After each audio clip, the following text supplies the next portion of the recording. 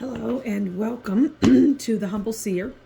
So I'm going to do a series on the Atlanta child murders, and I already did one video, just an overall of the murders. And now I'm going to do an individual reading on each and every child.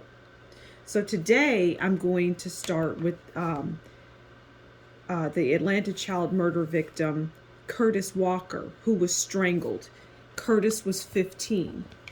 So what we want to do here is find out any information. Let me move this back a little bit here.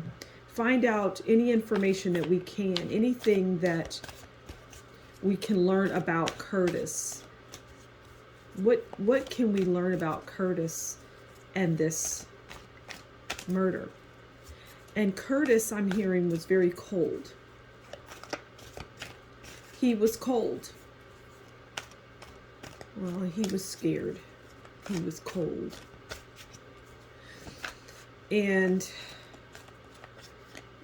he was slapped a lot. Just slapped and hit a lot. And there is a woman with blonde hair. Now, some might immediately think, well, that could be a white woman. But that's not necessarily the case. It's just blonde hair. And actually, I'm hearing wig. I don't know what the color of the person's skin is, but let's just pull our first card on Curtis Walker. What does Curtis want us to know? Okay, so we have the Queen of Cups. And the Queen of Cups is psychic, empathic, loyal, compassion, loving. Oh. Now, I am the seer, and I'm going to tell you what I just heard. And that is me. This is me. This is me in this. I mean, that's what I mean, the Queen of Cups, psychic, empathic, loyal, compassion, loving, overlooking. All right, and I feel that this is telling us that this is me. This is me, Rhonda, the seer, the humble seer. This is me as it relates to all of this. I won't dwell on that because I am humble and this is not about me, okay? So what can we learn overall about Curtis and his death, his murder? We know that he was hit and slapped. We know there was a woman involved who wore a blonde wig. What else can we learn? What can you tell us that we don't know? And I think that we don't know that there's a woman with a blonde wig. We don't know that. We're just now finding that out. At least I am.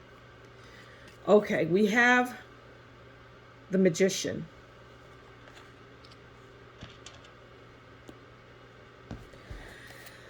Okay, so the Magician, well, the Magician in the tarot, as far as the meaning is, you have everything that you need to succeed. I feel, again, this is telling me that I have what I need. Okay, so that's beautiful because this is the first child that we're talking about. Please, cards, tell us more about what is happening. We're going to get there. I'm hearing we're going to get there. Okay, we're going to get there. All right. Can you tell us about the blonde woman? Can you tell us more about the blonde woman? Can you tell us more about the blonde woman? What can we know? Okay, so I'm hearing that the blonde woman is well known. The blonde woman is well known. Okay, we have the moon. Now the moon is about, well, it could be danger, bad energy, deceptive, false friends, fear. Okay, so the blonde woman is bad, is dangerous. Okay, and we can already establish that because these children were killed. And I'm hearing she was involved in all of this. Okay, she was involved in all of this. So she is a deceptive person, and I feel that this blonde-haired, wig-wearing woman, she knew many of the mothers. She knew the mothers. She knew the mothers.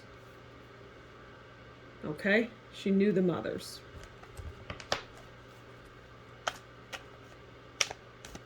Is there anything else that we can glean from this card about this person, or just in general about Curtis?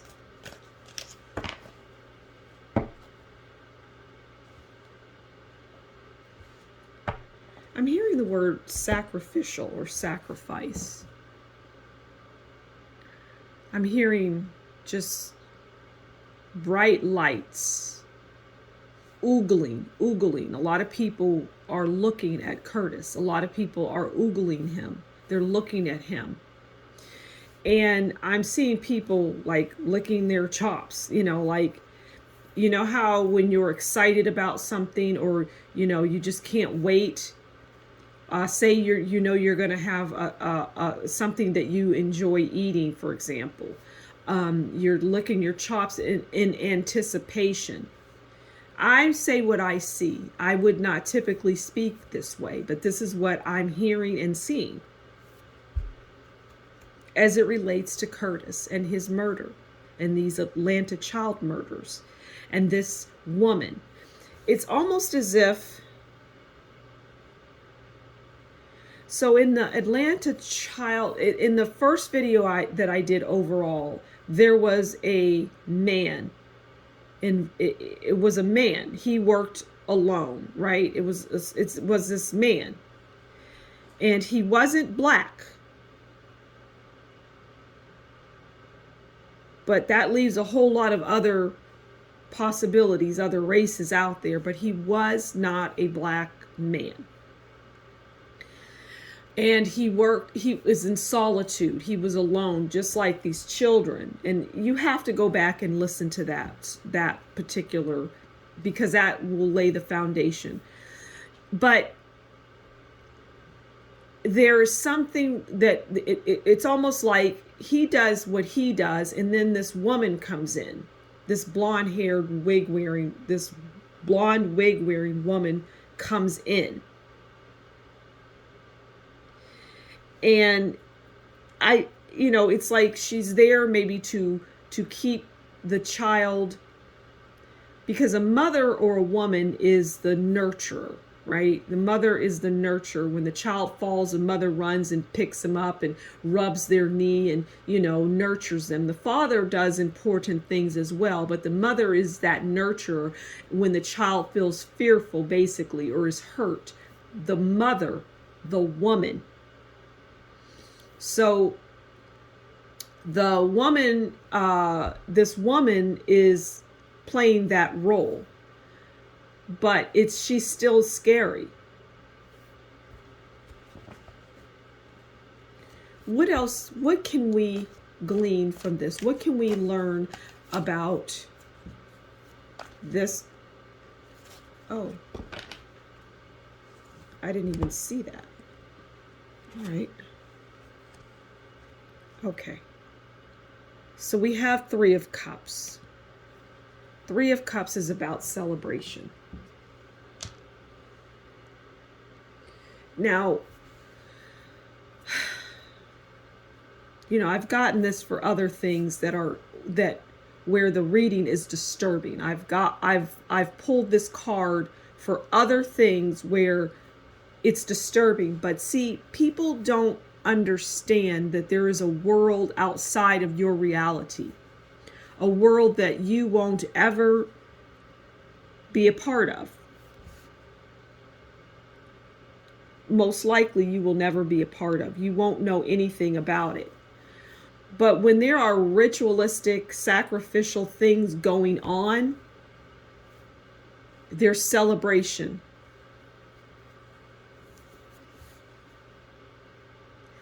Yeah. And that's the bottom line. So what else can we get from this?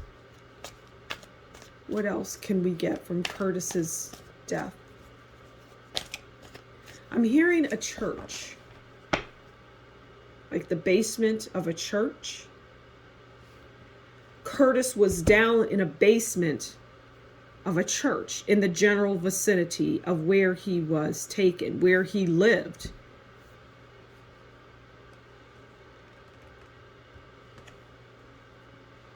Okay. We have the world. And the world is about desirable outcome. And I know that desirable outcome is, like I said in the initial overall of the Atlanta child murders, that this would be solved. I even put that in the title. And so that is what's happening. That is what's happening. That's the last card I'll pull. So Curtis, again, was 15 and he was strangled. And he was not, it was like he was strangled and then brought back, and then strangled and brought back. And, you know, it was like that. That went on and on until he took his last breath. This is difficult for me. And honestly, not something that I want to do. I want to get the information out there, and I pray to God that this is what will happen. This is taking my energy. It makes me sad. It makes me very sad. But at the same time, it has to be done. So that is, once again, Curtis Walker. He was 15 and he was strangled. And that's it. So thank you for stopping by. Until next time, you do take care, and goodbye.